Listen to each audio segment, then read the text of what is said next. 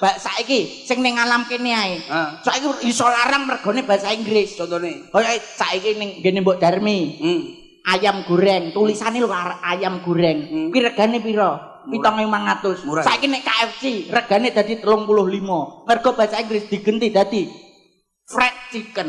Oh. Padha-padha ayam gorenge, nak cara Jawa ayam goreng, nak cara Inggris fried chicken. Terus gini Mbok Darmi neh.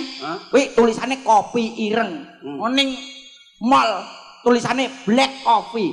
Regane dadi larang. 5.000 dadi 37. Mosok ngono. Heeh. Berarti panganan-panganan di. Lha iki dulurku barang arep takon genti bahasa Inggris. Apa? Ya kuwi sing gawe nek keliling desa. Oh, apa kuwi? Tofu circle fried surprise. Apa kuwi? Tahu bulat digoreng dadakan.